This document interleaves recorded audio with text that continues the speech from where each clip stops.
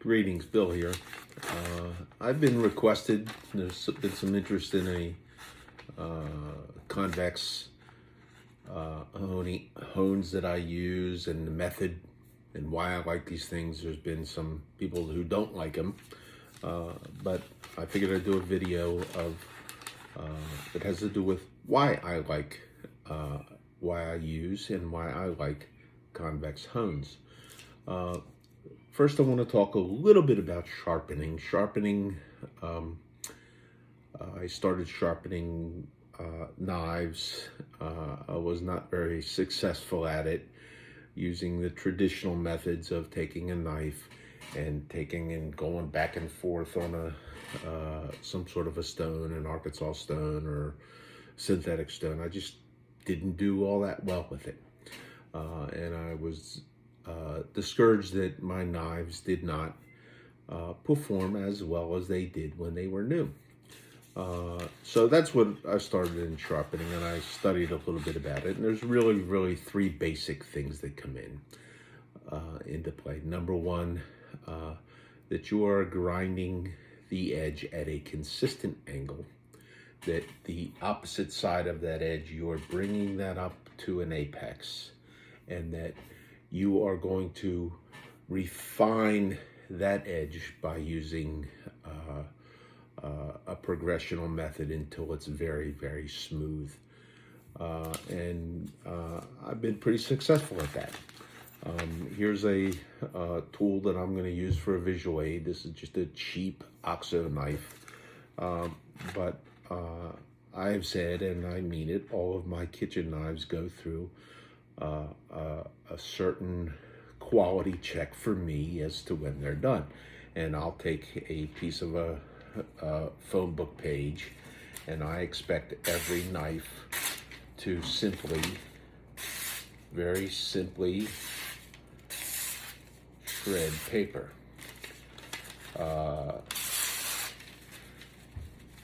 That does that. Now, the way that I got that edge, there's a lot of people who can use stones, whether they be some sort of an Arkansas stone, and you're taking and you're moving that knife back and forth across that Arkansas stone or synthetic stone or whatever it is you're using. You can do that. I found something different that is kind of a crutch. Now, there's loads of people who have the skill to take an individual stone like this and be able to take this knife and be able to hold this knife at the grinding angle and move this knife across the stone at that angle, at that particular grinding angle, that perfect angle that they're after, and they can do that. And that's fine. That's all well and good as long, and we're talking flat stones here, okay? It's all well and good as long as you're doing this type of thing here, up and down. The problem comes in with a knife is when you begin to get to the curved part, and holding on the curved part, holding that angle of blade and rotating this around leaves you with a very small contact point on a flat stone, okay? And that is part of the skill of sharpening and doing that freehand. I can't do that, okay? Now, my initial cheat was this gizmo. This is a Edge Pro Apex. What this does is you'll put your knife in this area right here, okay? And here's your knife. Here's your stone, a very narrow stone.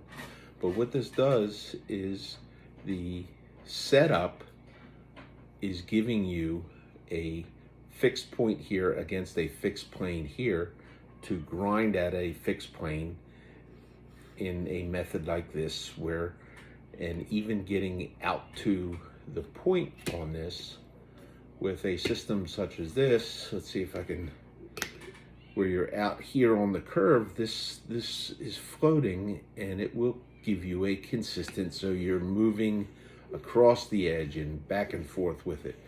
And it gives you a remarkably good edge, okay? Just like what you saw there, okay? Where you could take a cheap junk knife and you can get it to, now this won't hold that edge, okay? I have other knives that hold edges better, but this won't. But I can put that edge on it, okay? And there's different stones that you use, okay? And they're narrow stones to get on a curve, okay?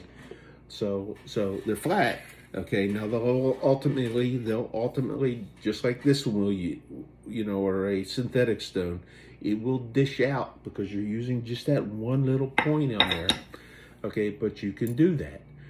Now this geometry thing is all well and good, okay? And we translate that angle, or whatever angle it is. You know, I believe I probably could, you know, get to a low angle, and I probably could do a straight razor here, and just like a piece of tape, keep my angle up a little bit, and not have the stone on the bevel, and have it, or not on the spine, and just on the edge.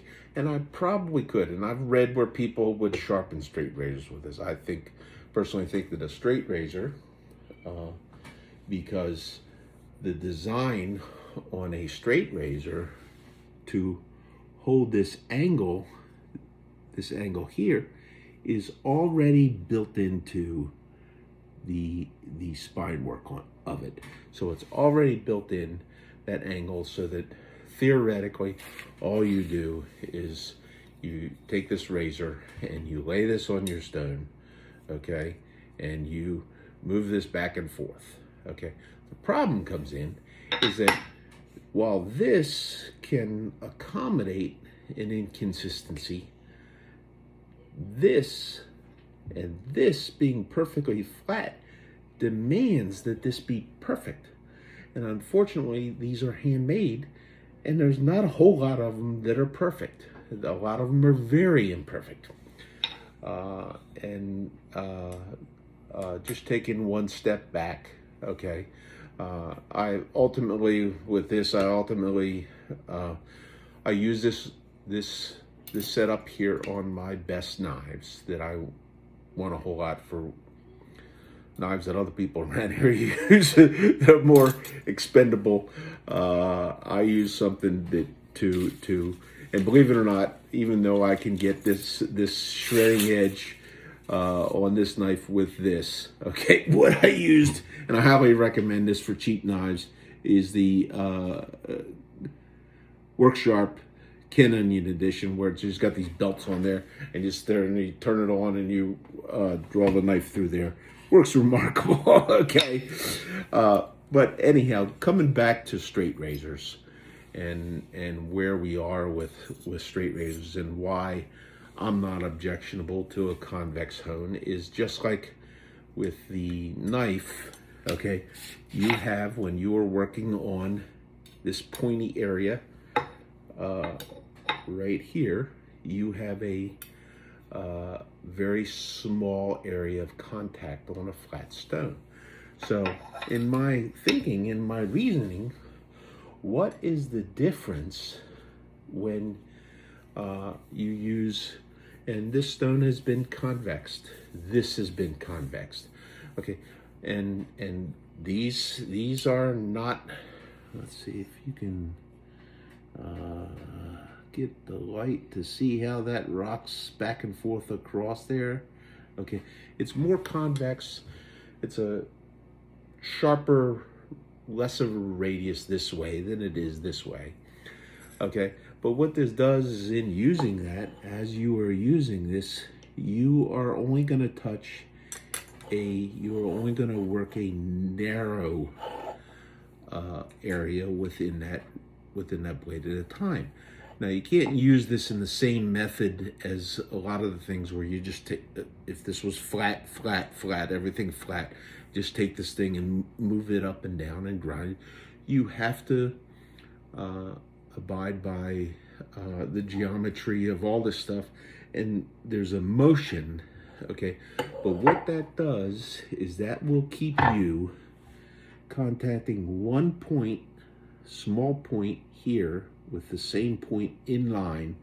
And I don't, my convex hones, I don't do this and I don't do this. Well, I do make a motion this way, but I generally am going to be keeping this in line with the stone, and I'm going to move it across, and I am going to be doing my rocket across, because if I'm going to hone this, and if this is bent, okay, and I could show you all kind of razors that are bent. I have one right here. Okay, this is a Whacker Barber's Bride. This is not a cheap razor. It's a good razor. Okay, but if you do, if you take this and you lay this on the stone, let's see if it's that side, or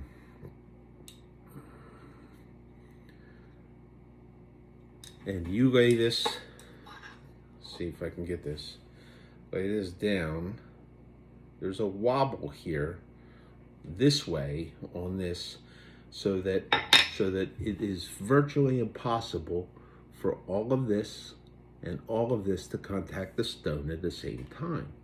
The answer with a flat stone is either sit there and grind the bejeebers out of it, or do some sort of a motion where you're kind of lifting or torquing down on the blade, or you're doing a thing where you're pressing across here. And I've tried all these things, or you're taping or doing something, and I've seen guys where they tape a little bit and then tape more, and so there's all kind of tricks that you can get to get a good edge on that.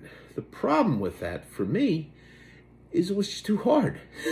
This is something that I felt like, man, this is just too much. And I have to wonder if there aren't a lot of people who fall into that same category when it comes to honing their wonky straight razors, okay? That it's just too much work. It's like, just why? Okay. But when this recent modern development from the Superior Shave, where he has been the chief proponent here in the United States of the use of convex hones, and I bought into it, that if I can, when I'm honing this, and if this is bent this way, it doesn't matter, as long as I can isolate one little point and I make the stroke so that all of that edge, and you're allowing the technology of the precision of the convexity of that stone, you're allowing that through your motion to consistently hone and blend in a way that the skilled honer who is using his flat stone he's gonna feel, and he's gonna go by feel. This is not something that you're just gonna learn overnight. I don't care, you can say whatever you want about how it is. This is damn easy to do. So that's my reasoning behind this, and I'm gonna probably cut out and then come back and maybe try and do some illustrations. The unique thing was this plate, which I called the Jared plate. This is aluminum. It's a genius that he came up with this. This, as far as I'm concerned, has the capacity to bring back a lot of people who have moved away from straight razor shaving because of the work. The answer you hear all the time is, all the honing, all the stropping. Well, if it was easy, and I took this one here, and I had such success with his eye, I took it out, dulled the edge, and I brought it right back. It doesn't take that long, and it shaves really, really wonderful. I'm gonna be anxious. I don't know if I'll probably do some video on whether it'll go in this one or not, but I'll probably do some video when I get some razors from my friend Jeff to hone up and put the edge on it and send off to him to see how I like it. But the the technology of this particular plate, it has the greater curve this way. It has the more gentle. I think what was said, I think this in this direction will be like a 6-foot sphere, and then this direction it would be a 25-foot sphere, but it is still curved in both directions. And what it ultimately does when you use a piece of sandpaper and you put your stone in there, it creates this elliptically convex surface where it's just kind of raised up all around there, and it gives you a way to where I'm really surprised at how the feel of the blade comes out across. And while Jared did his original plate with abrasive silicon carbide powder and homemade a plate, this where you just lay this thing on there, and just to answer the question, this is silicon carbide. This is wet dry. Okay, you can put this on there, and the little bit of bending in there doesn't create any kinks or anything in there. And I bought this particular combination arc already convex from Jared. I reconvex to the elliptical convex. It took me this was already done. It took me like 3.5 hours to correct this to the exact conformation of this plate, because I wanted to be able to take my razors and I wanted to go from any selection of my stone knowing that the convexity was the same. Okay, now the difference in the two was not that much. Okay, but still I wanted to be able to. The real beautiful thing for me in finding this, okay, was that I could take my synthetic stones, which these are dynamite cutters. This is the Nano 12K. I have a whole series of the Nano ones. Now mine are the combination. I may convex them. I don't know, because I seem to think with the Coticule I have and with the soft arc and the black arc and this, I think I can always get wherever I wanted to do. I may convex one because ultimately what I wanted to try and do was to see if I could recommend a simplified method for somebody who's just not been successful with their own honing to spend the money for one of these, because you're going to have one of these if you use a synthetic stone. You're going to have one. As far as I'm concerned, for a precision CNC manufactured piece for $160 or 165 or whatever, I think it's a deal. I think it's a damn good deal. Okay, you go out and for this rock, you go out and pay $100, and you pay $100 for another one, and you know, if you go out and start buying JNats, okay, you can pay a couple $100 a pop for maybe something this size. I think I paid a couple $100 for this. This is an Ancient Ocean Jasper, okay, and or maybe it was 180 or something like that. Yeah, I mean, you can get them there. It's a good stone. I'm not going to cut, just too small convex. I wanted to have a small flat stone, and I'm going to keep this as it is. This has a use for me, but really what I found was in having a nano stone convexed, and these are soft, they wear, so you're going to have to periodically have one of these and reconvex it.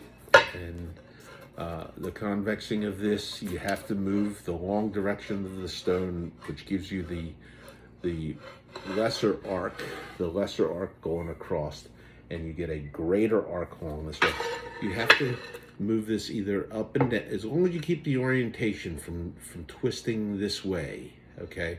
You're gonna keep either up and down or back and forth, in, you know, as long as your orientation is keeping these parallel, you're gonna get a really, really nice surface. And the only thing I can say is you gotta feel it. You gotta use it. You're gonna have to shave with the edge. But I'm gonna show you, I'm gonna take one, I'm gonna show you and do a video where I'm actually doing, and what is gonna be different in how you need to move your razor, because there's a lot of people, I watch thousands or hundreds of the videos, and they do all the things, and they, this way and 80 circles and 80 circles this way and 10 like this and 10 like that, and tape and do the swooping and lean. The thing that you never really know in watching a video is you really never know. You watch them, they got their finger like this, or they got their finger like this. How much are they torquing? Okay, or how much are they torquing this way, leaning into it? How much are they torquing down on that blade? Because it affects it.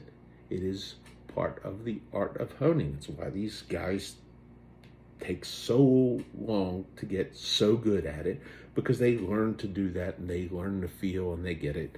Okay, your average Joe, you got maybe 10, 20 straight razors to maintain. You're not going to do it. Now, there are plenty of other methods to do it.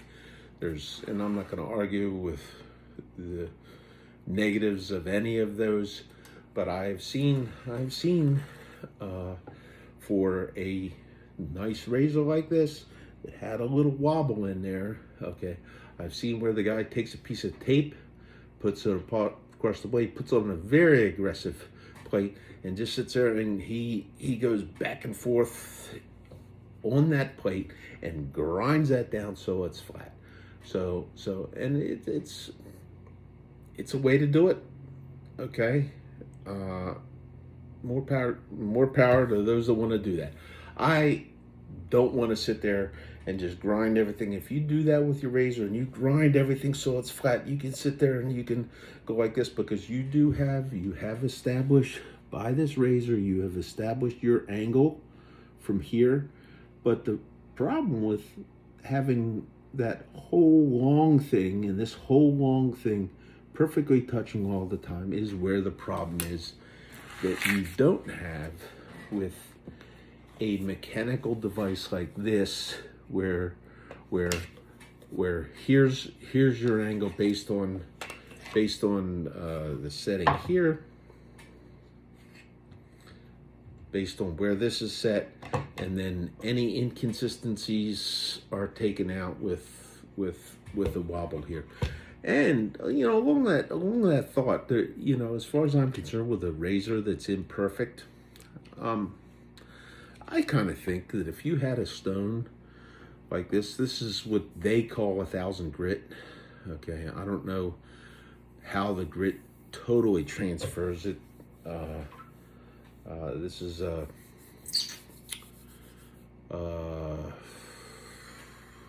forget what the abrasive is in here. But I do believe that if you had a long stone like this, that you could hone a wonky bent straight razor on this stone by a method like this. And if I had one like this and I had a long one, I'd like a pretty long one, and that way I could make that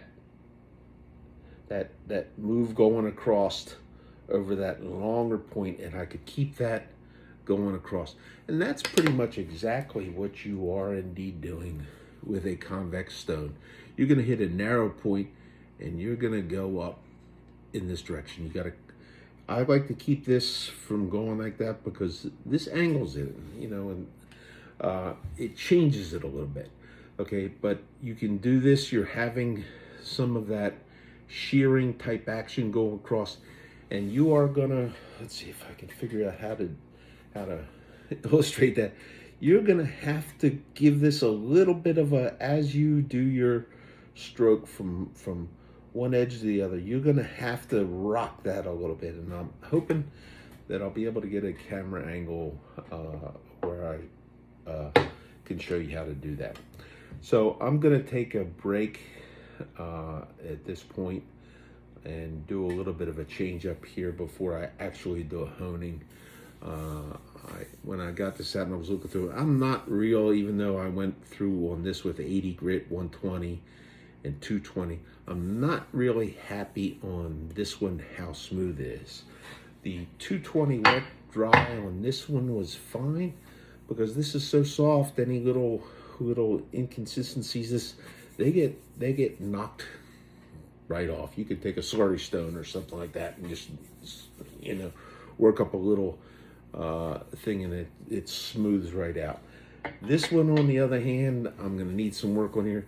And the same grit, I don't feel that roughness on here, but out of that 3.5 hours that I spent reshaping this, okay, you can see it has a little bit of shine on there still. Okay, this is smooth because this is one really tough, hard son of a bitch. This is just a little bit less, and I don't know what the composition of some of these other things in there, but there's a little bit of a roughness here that I don't like. So I'm gonna go to some finer sandpapers, and I'm gonna work this a little bit, and then I'll come back and show some other stuff that I do. There's another thing that I'm gonna do with one of, I think I've shown them before in another video I had where I talked about my honing stuff. I have these magnetic backed balsa plates that I put different pastes on, and I buy these from Chef's Knives to Go, and there's a magnetic plate that this sits on. I have another media that I can put. This has 10th micron cubic boron nitride, which you can use diamond powders or whatever. I like this because I'm told that this particular stuff doesn't have quite the jagged edge. It's not as hard as a diamond, but it doesn't have the jagged edge of a diamond. Okay, so it's not as hard, and it's maybe a little bit more uniform and in less radical in the size of the particle. I don't know. I've read some of this. I like it. I bought enough of the stuff to last me longer than I can live. Okay, because you just don't use that much.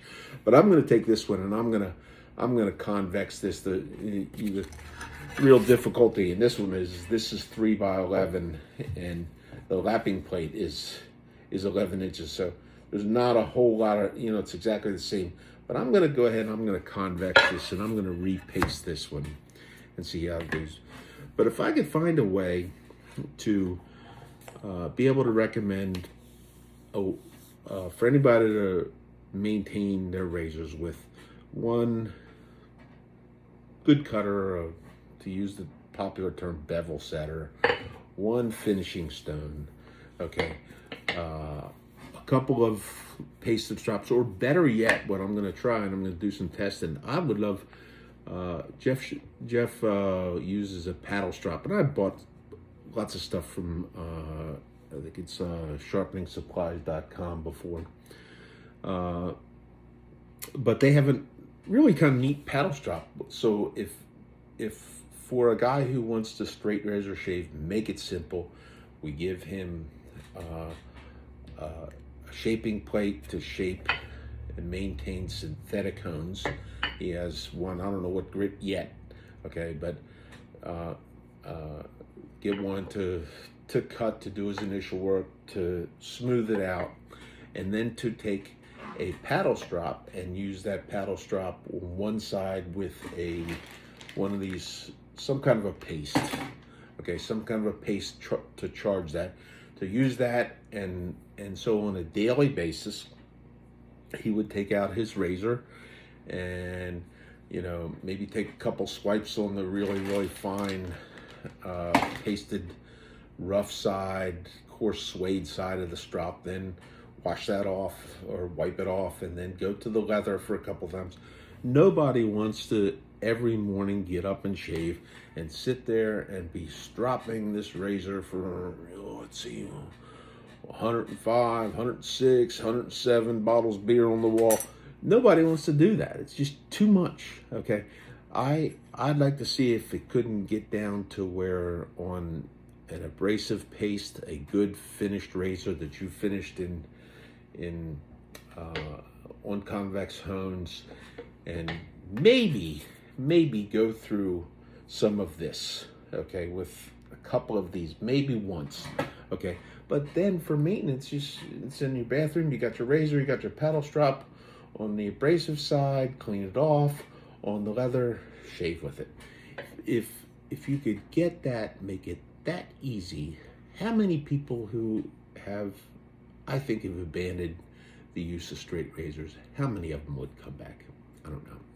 So taking a break at this point, and reorganizing, and then we'll come back with maybe some illustrative work on a razor and maybe some stones in that, so you can get an idea visually of how I do this. I wanted to get a little bit of a shot of myself working the stone on the Jared plate. I found that with the abrasive paper that I put on there and using a paper towel underneath there, works pretty good. This one I should have put some lines on there, but I know this is already in shape, but I just want to smooth it out a little bit more. I probably should have. I was going to convex this up. I probably should have done that first before I wet this. But I just took some water, sprayed some water on there, and I'm working on it. I'm just trying to smooth this out a little bit more than it had been, and try and get a little bit better surface. I may need to go to another finer good sandpaper to get something that I'm happy with. So I finished up the balsa on this 220 purple stuff. Pro grade precision 3M non-slip grip durable backing with Cubitron 2 with technology found in Cubitron 2 industrial braces. Anyhow, it's pretty good stuff. It seems pretty tough. And then dry, I decided to hit the surface of the arc here, and this was the one that I didn't like too much. It's still a little bit rough. I got some 320 over there, which I think I'm going to go with on that. But dry, I even seen the black arc had been done on a 220 wet, the wet dry stuff from before, and I do really like this almost like a very typically you would think that with a wet sanding you would get a better, smoother type finish, but this feels feels a little bit nicer. But one of the things while I'm here looking at this, I thought I'm gonna redo this razor, so I'm not so sure. Ordinarily I would not do this dry, I would do it wet, but I wanted to try and illustrate, and I'm not so sure if we can get an angle on this as I'm going through this. You can see the convexing here, but I wanted to show you pretty much what I found seems to be the working method for how to use this. You can kind of see how the razor rocks, okay? But you're rocking, okay, and this would be a wobble razor where we grind it, and if you just took this and made a consistent stroke up and down, you would do what most people would think. You would wind up with a frown, okay? But the use to try and use all of this, to try and get all of this done, you're gonna take, and it doesn't take much weight. And here's the thing, you're not doing any of this torquing. You're not doing how much are you gonna lean into it that way.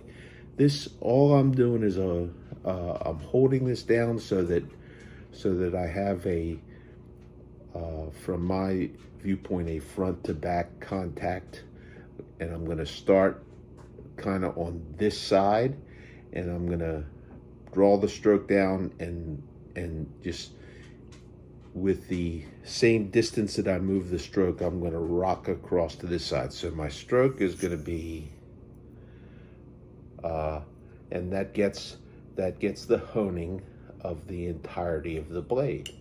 And I'm gonna do the same thing in the opposite direction. Okay, I don't know if you need to go quite to that extreme in terms of how much you move it, but you do need to get to where you're moving that line consistently across the blade. You know, I suppose there's some things where you could get tricky and do the backwards type of thing, and I may do some of that, but that's the basic thing. When I get to finishing on the Nanawa, okay, what you'll see is a little bit where I'm going to take, let's see if I can get a little bit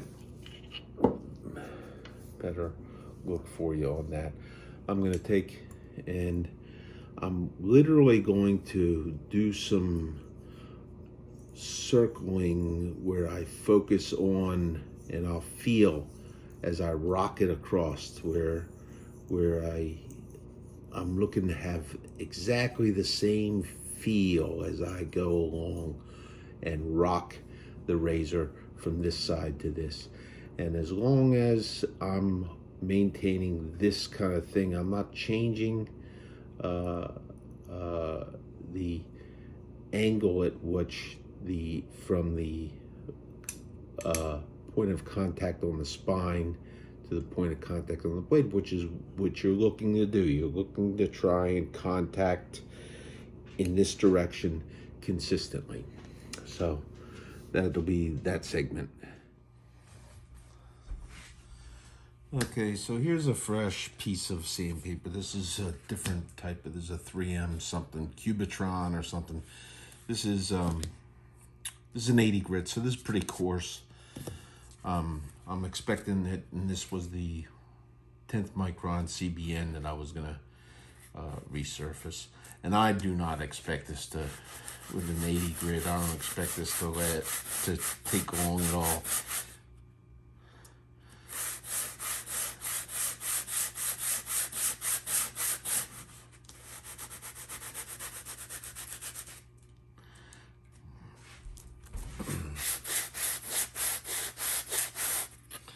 You can see how it's starting to take it, make an elliptical type surface.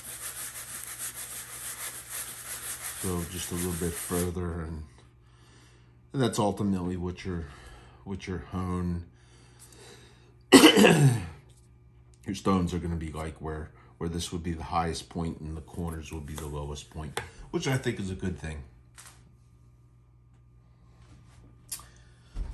Well, there we are, getting a little bit closer to the end, and you can see this was why I was so impressed with this, with the Jared plate. Was look at how nicely that ellipses are formed. This is in the 11-inch dimension. How nicely that is, and uniform that is coming across. Now, some of this may be because I'm using a little bit of difference, because differences in the wood or my pressure or whatever, but you can see it makes a good bit of a mess. So, but once I'm done here, which it'll take a little bit longer because the last little bit to get cleared out means you got to move a lot of stuff from around the outs. But then once this is done, going through the finer grits is, you know, I may stop with a 220. I don't know. I have some 320 over there, so I may go to that and get something nice and smooth, that surface. Okay, I worked that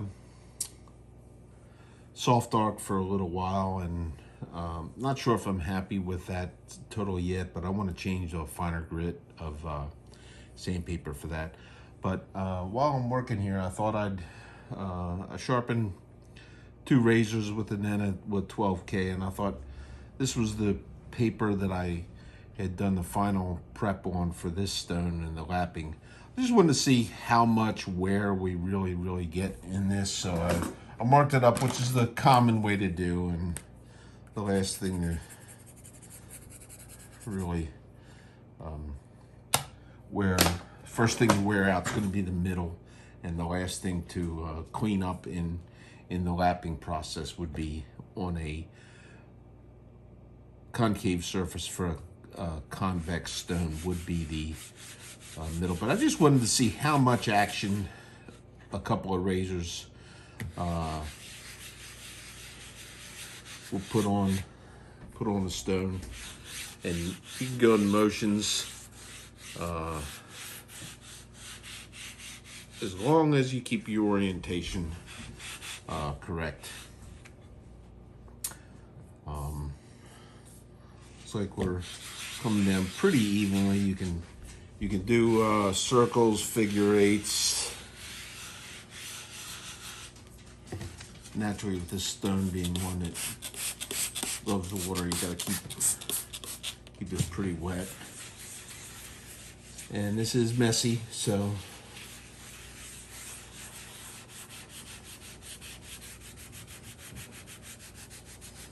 this is gonna give you a little bit of stuff.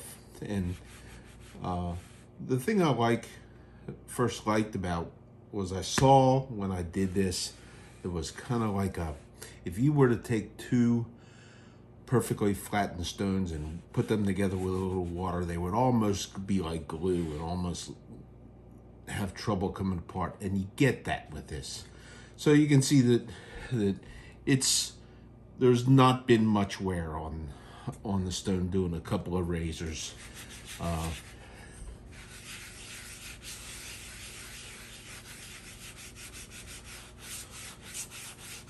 And the amount of, it's messy.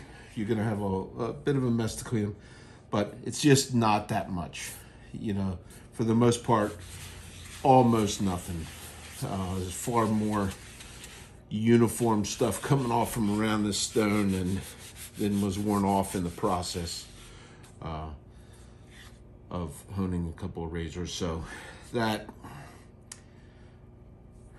you know, if I had to have it perfectly clean, I'd have to have it perfectly clean. I don't.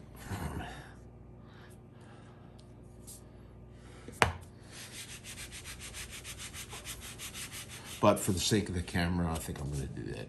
So now it's like almost kind of sticking on there. So, but there you go. There you have it. That's largely very some faint stuff, but that was a marker that I used on there. Okay, so this is the result where I'm kind of at right now with this. This is a more the same 3M type stuff. This is a 320 grit paper. Going dry with it seems to be a little bit better when it's dry than when it's wet. I may wet this out and see what happens with that.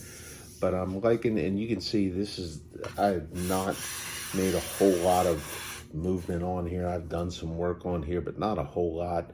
And you can see how much material came off of this stone. It's making it feel so much smoother. So there must be something in the composition of this that with those more aggressive grits, they'll go after maybe something that's a little bit softer and leaving the harder and leaving something that's much more rough. So I'm pretty happy with where this is, and I think when I get to honing, I'm gonna go ahead and I'm gonna use this. Found this to be a really wonderful, to use the popular term, bevel setter. It cuts, it's lightning fast. It's maybe even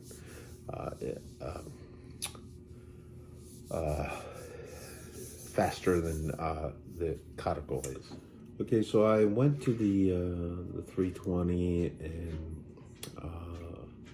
I liked what I got on this stone dry, and then I went ahead and put some water on it to help clean up this stuff, and I'm really liking and probably going to be thinking that particularly for this side of the arc, that the finer sandpaper finish is really what I'm going to need.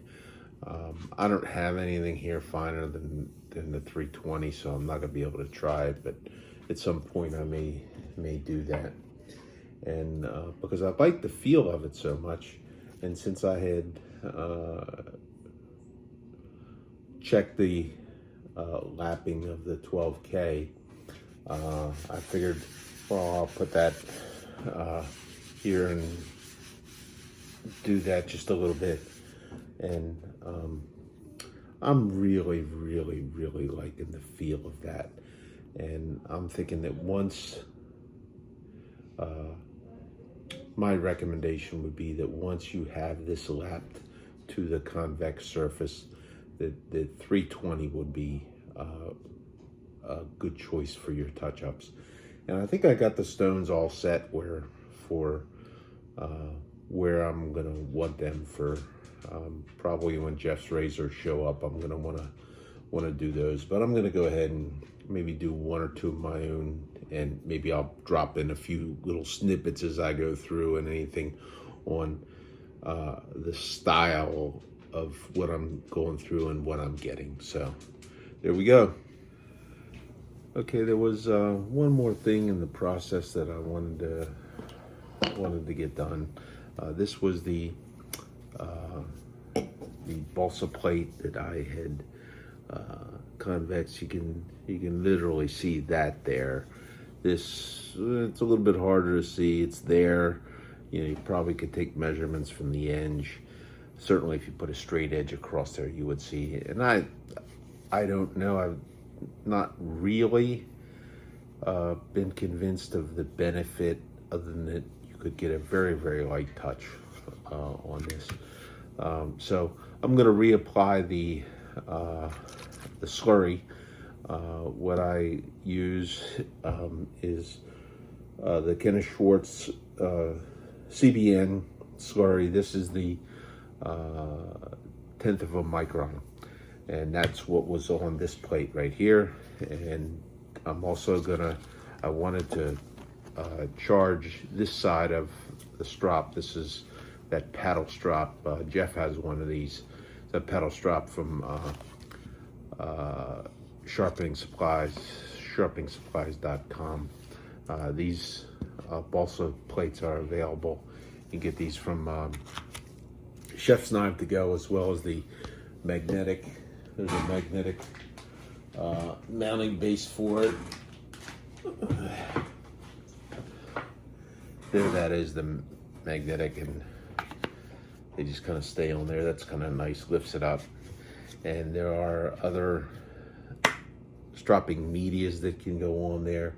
I have a nanocloth mounted to glass. I have a couple of leathers. I have a roof strap. I have denim. There's a bunch of things, medias that you could put on there, and most of these will be for carrying your paste. So I'm gonna go ahead and spray this. Hope I don't mess it up here with everybody watching.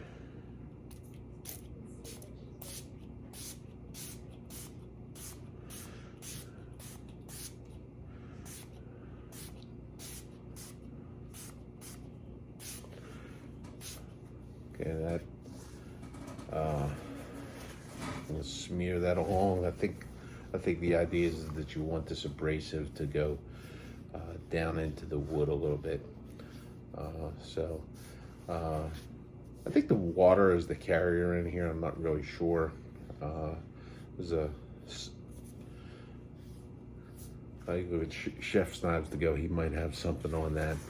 And then for the paddle strap, I tape the edges with a little bit of painter's tape. I wanted to try and avoid getting any of this.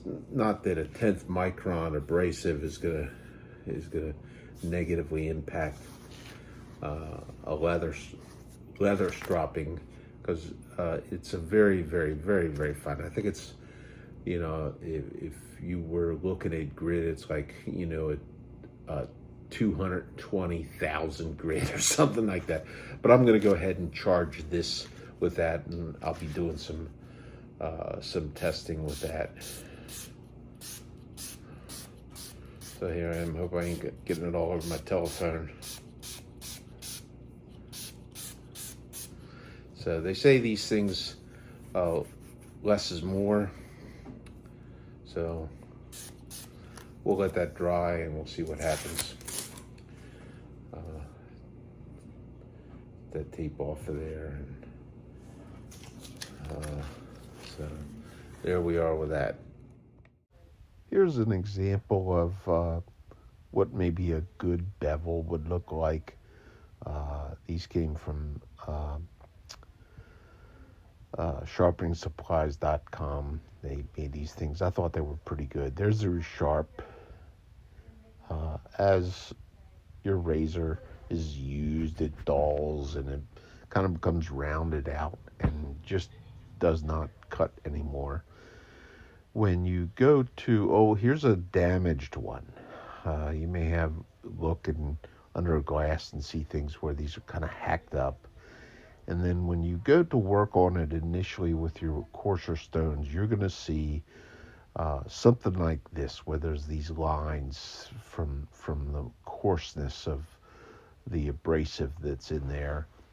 And these things have to be further honed out with a finer hone, and ultimately you'll get to where it looks something like this.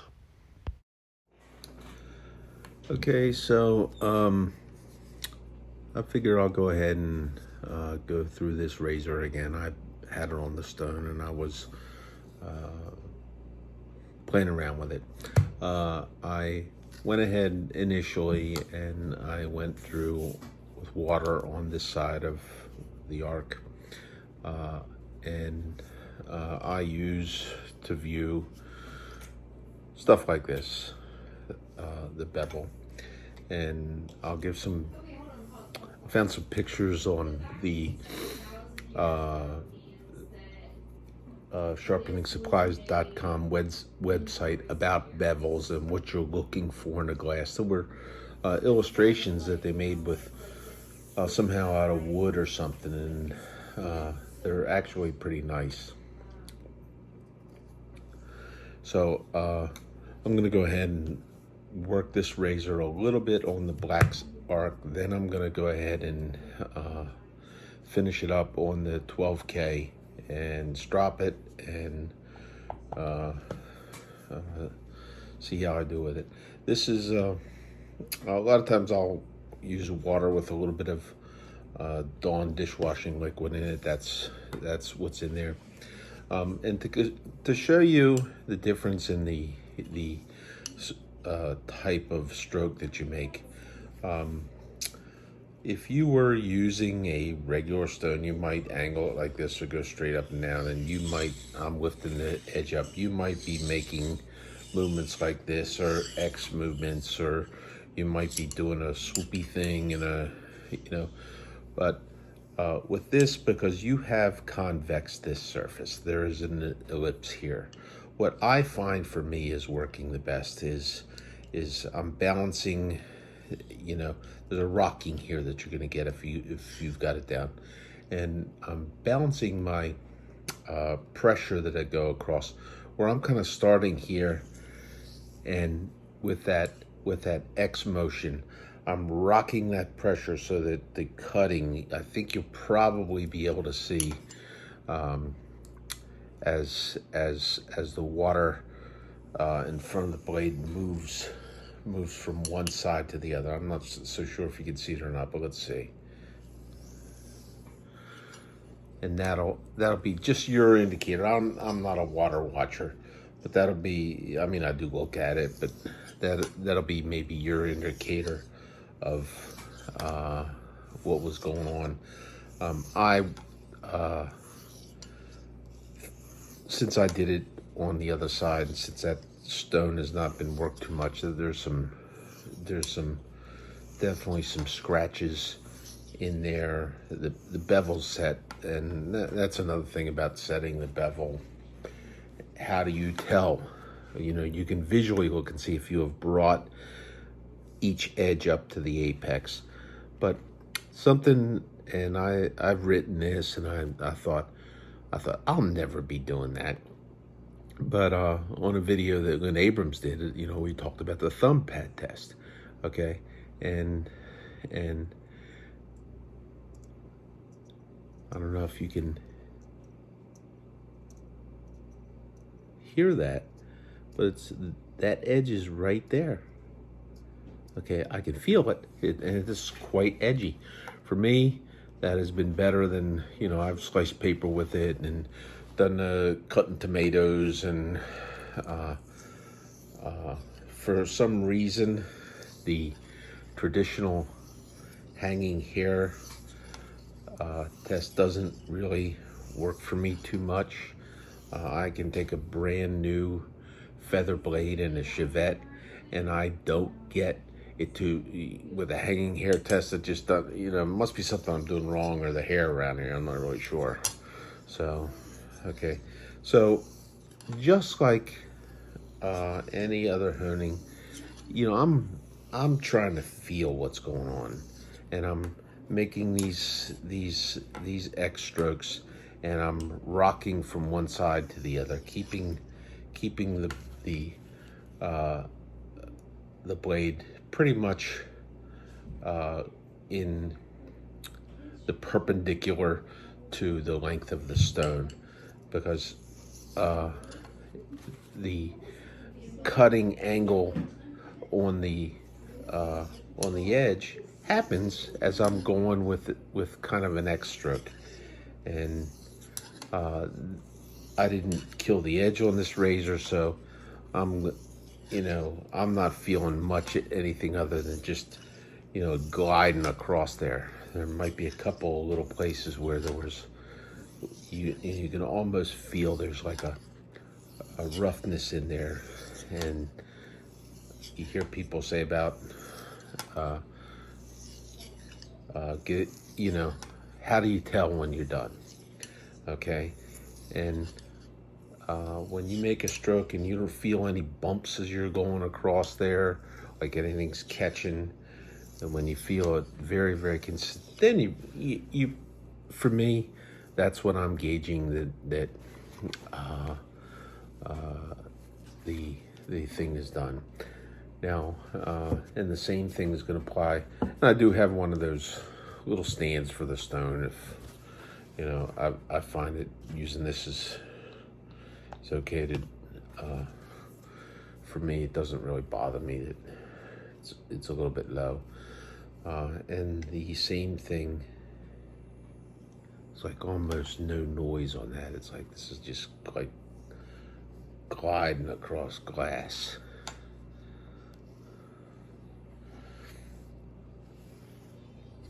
Having hit this with the 320 sandpaper, I'm really kind of anxious to see what I get out of this.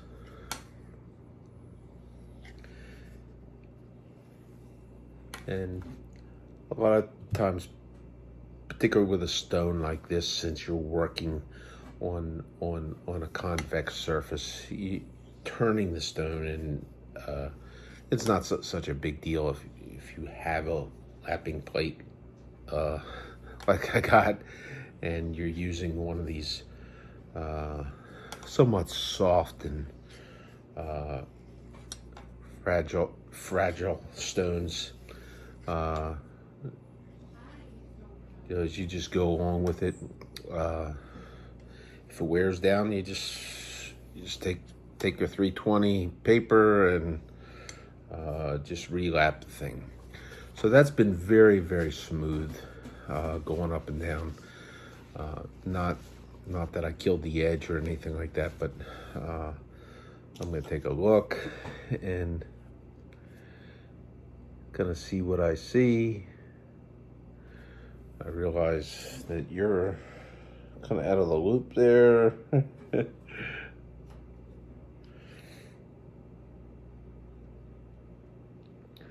One thing about these particular types of scope is they're like upside down. You gotta get used to moving everything in the opposite direction and how to keep it focused. I wish I had a table microscope to go through this. I still see a little bit of scratches in there from before, and this was where something getting scratches out. That what I found was I'm keeping pressure around here and I'm rocking along as I'm, right now I'm working there.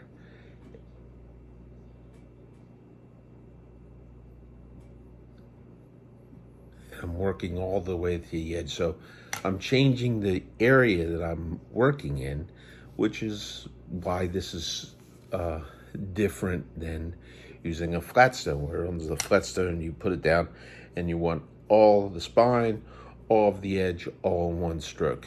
Okay, until you have one particular area, and then you're gonna see them do the same type of thing. They're gonna be torquing to lift and pressure and that kind of stuff, and you do the same. You're literally doing the same thing here, but rather than having to actually torque and pressure, you're kind of keeping a consistent pressure. You're just changing the area of the contact. And I would venture to say that if I pulled out one of the really, really thin razors, the thin French one I have, or the extra hollow whacker, that you would actually see that there might even be a flex in the blade as it comes along here. Just, because I've seen when I would strop that there would be flexing in the blade. And while I don't want to say that, because you really can't say that some of the more established methods for honing, you can't say that they don't work, because they do work. I've shaved off the edges of them and they're really, really good. But going through the process, this was something that I found easier and a little bit more for me to where my pressure, I'm just kind of holding the pressure, and and I'm going along, and I'm wherever I'm at rocking. I found it just a lot easier for the feedback I get on what I'm actually getting. So that's the honing part of it. I don't know, I don't want to drag this on too much.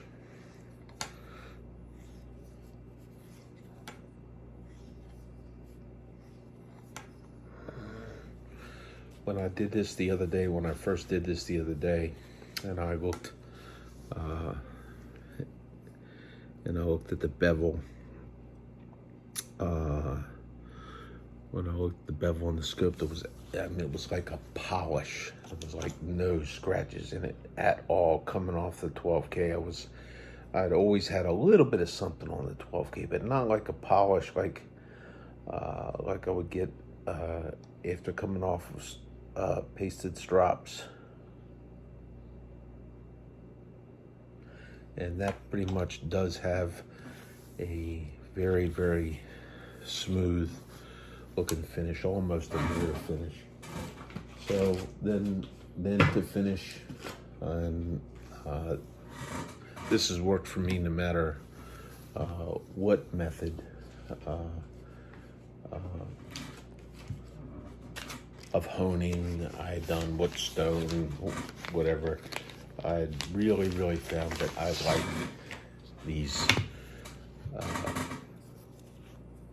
pasted balls. So this is half micron CBN, and I convexed the one. I'm not really sure that there's going to be a benefit of having a convexed balsa strop, because I seem to,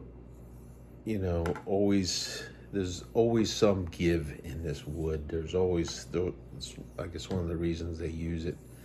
So I'm always thinking that maybe the benefits in a stone don't necessarily exist in the surface. But if I find something I like, I'll go ahead and I'll convex these other ones. You know, I have a plate, I can do it. If you choose to go with one of these type methods, each one has a bag. If you mark each bag with what's in it, you do not have, you have less possibility of cross-contaminating the abrasive that you have charged with the strop with.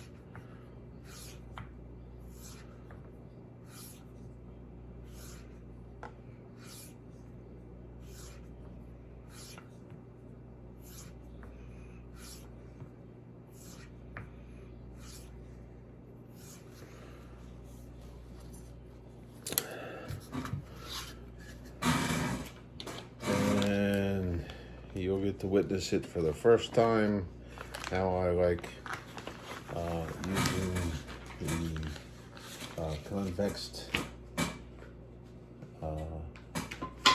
surface with the 10th micron cubic bore nitride. Yeah, this is definitely going to be, I don't know if it's, let's see if we can get a view of it. So you're gonna, as you go across, it's similar to what you get with your stone, where you're gonna be working one specific area a little bit at a time. And I would have to say that since this hone is, or this strop is convex this way, you would need to really drop pressure.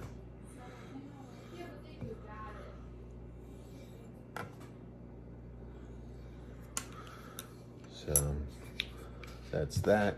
And then one thing I like, I don't know how many of these are, I don't see these around too terrible often, but I do like these. Another thing from Chef's Knives to go is this nano cloth, which supposedly this media does not impart anything of itself into the edge, that it is totally the abrasive that you charge it with. And this is also the 10th micron CBN, and usually after I go this far, you have just a really great looking edge. And then I'll have a couple of different pasted strops. You know, I have a leather, I have a horsehide, and the one I like to use most because it is the smoothest is the kangaroo. For a while there, they had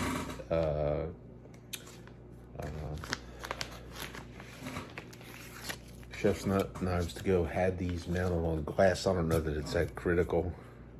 Well, I got a little nick there or something, maybe. So,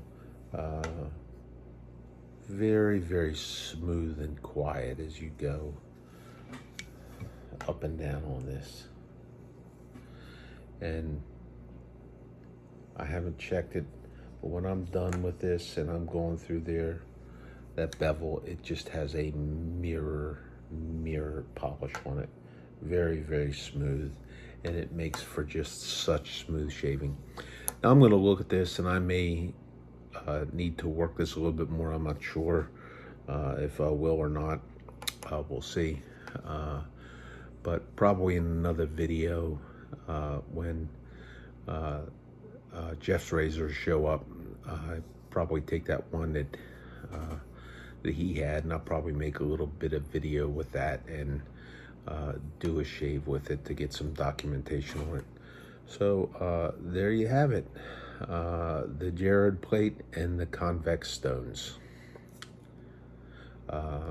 Special thanks to all my vendors the Superior Shave, Chef's Knives to Go, and sharpeningsupplies.com. I consider them all very, very good vendors, and I don't get a dime from them. I'm not looking for it. It's just they've made good stuff, and they've got good customer service, like what I've got from them, and I thank them for being there.